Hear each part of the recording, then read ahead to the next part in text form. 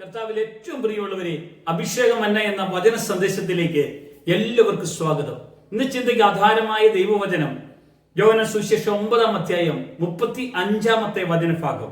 അവനെ പുറത്താക്കി എന്ന് യേശു കേട്ട് അവനെ കണ്ടപ്പോൾ നീ ദൈവപുത്രനിൽ വിശ്വസിക്കുന്നുവോ എന്ന് ചോദിക്കുന്നു. ഇത് യേശു ജന്മന അന്ധനായ ഒരു മനുഷ്യന്റെ കണ്ണു തുറന്ന ഒരു വലിയ സംഭവമാണ്. അവനെ അവർ പള്ളിപ്രസിഡന്റാക്കിയ ആ അവസ്ഥയിൽ യേശു അവന്റെ അടുക്കലേക്ക് കടന്നു ചെല്ലുകയാണ്. യേശു ശിഷ്യന്മാരും ദേവാലയം വിട്ട് കടന്നു പോകുമ്പോഴാണ് വഴിയരിയിൽ ഭിക്ഷ യാചിക്കുന്ന ഒരു മനുഷ്യനെ കണ്ടത്. യേശു നിലത്തു തുപ്പി ആ തുപ്പലും കൊണ്ട് ചെളിയുണ്ടാക്കി അവന്റെ കണ്ണിൽ പുരട്ടി. അവനോട് പോയി കഴുകാൻ പറഞ്ഞു. അവൻ പോയി കഴുകി. അവന് കാഴ്ച കിട്ടി.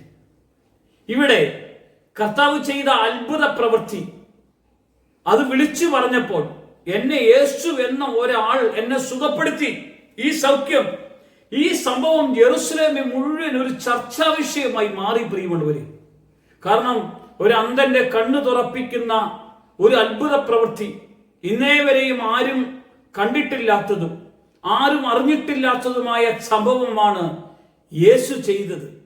യേശു ഇത്ര വലിയ അത്ഭുതം ചെയ്തു കഴിഞ്ഞപ്പോൾ യെരൂശലേമിൽ മൊത്തം ഒരു വലിയ ചർച്ചാ വിഷയമാകാൻ ഇടവന്നു.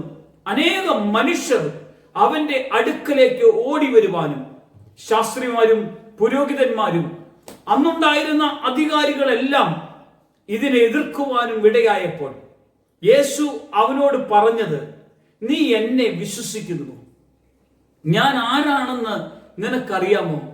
ഞാനാണ് സാക്ഷാൽ ദൈവപുത്രൻ. എന്നെ നീ വിശ്വസിക്കുമ്പോൾ നിനക്ക് നിത്യജീവൻ കിട്ടും.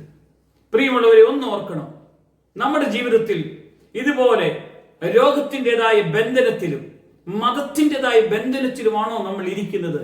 ഇന്നു മുതൽ യേശുവിനെ ഒന്ന് കർത്താവേ എന്ന് ഒന്ന് ഏറ്റു പറയാമോ?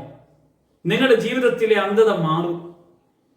നിങ്ങളുടെ ജീവിതത്തിലെ കെട്ടുകളെ പൊട്ടിച്ചു കളയും കർത്താവ്. ഭിക്ഷ യാചിക്കുന്നവൻ ഇത്രയും കാലം ഭിക്ഷ യാചിക്കുന്നതിന് കുഴപ്പമില്ലായിരുന്നു. സൗഖ്യം കിട്ടിയപ്പോഴാണ് അവന്റെ മതത്തിൽ നിന്ന് അവനെ പുറത്താക്കിയത്.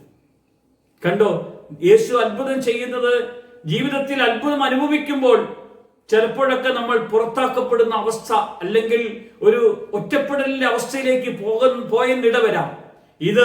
ഈ ഒറ്റപ്പെടൽ നിങ്ങൾക്ക് വലിയൊരു അനുഗ്രഹമായി മാറും. ഈ കുറ്റപ്പെടുത്തൽ നിങ്ങൾക്ക് വലിയൊരു അനുഗ്രഹമായി മാറും. ഈ അനുഗ്രഹത്തിന്റെ നടുവിൽ നിന്ന് യേശുവേ എന്നൊന്ന് പറയാൻ കഴിഞ്ഞെങ്കിൽ നിങ്ങളുടെ ജീവിതത്തെ കർത്താവ് മാറ്റും. ഈ മെസ്സേജ് നിങ്ങളുടെ ജീവിതത്തിൽ എല്ലാവരുടെയും ഉള്ളിൽ ദൈവം പ്രവർത്തിക്കട്ടെ.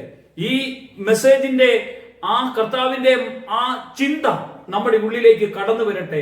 യേശുവിന്റെ നാമത്തിൽ ആമേൻ.